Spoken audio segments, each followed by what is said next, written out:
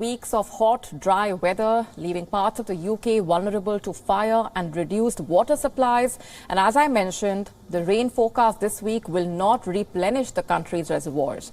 Our next report getting you more details. After weeks of hot weather, it just takes one little spark to set dry hail bale like this alight. 600 of them are ablaze on this Hertfordshire farm, and it's suspected the fire was started deliberately. The local fire service says that it is particularly reckless at this moment. In these conditions, especially the surrounding fields, even though it's been harvested, there's still crop, there's still stubble on the ground, which burns really fast. You get a bit of a breeze and it's away. This hay was worth £30,000 and was supposed to be sent to a green energy station.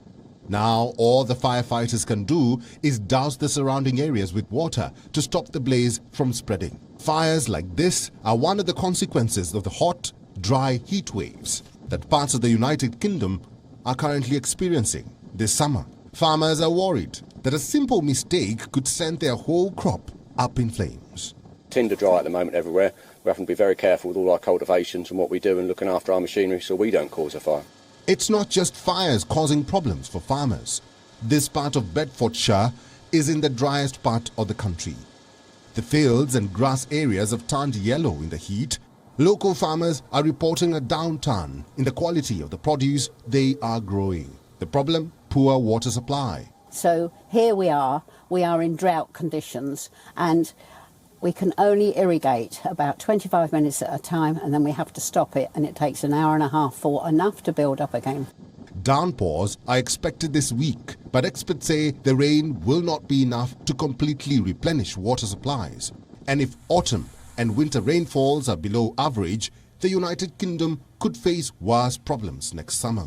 We are taking water out of our groundwater and out of our reservoirs that we really need for the future. We're already quite certain that we're going to need it next summer, and yet we're just kind of taking it anyway, as if the future is some distant place that we'll never have to go. So sure, there's an infrastructure problem, but one of the biggest problems is that we're just not doing the basics of limiting water usage as quickly as possible now.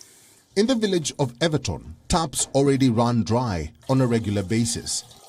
You turn the taps on in the morning and there'd be nothing. Sometimes you turn the taps on and there'd be low water pressure, so not enough to have a shower, barely enough to fill a kettle maybe, if you're lucky. Thousands of people living in Surrey are also having problems with their supply. They are forced to collect bottled water after a fault at a local water treatment plant supply cut them off. The local water board says they will be upgrading the treatment plant, but it will not be fixed anytime soon. So that's something we'll be doing over the next few years. We've got a plan to do that. But yeah, apologies. Obviously, this is extreme weather. We've built resilience to be ready for hot weather, but not for the period of time that it's lasted over this last 6 to 8 weeks.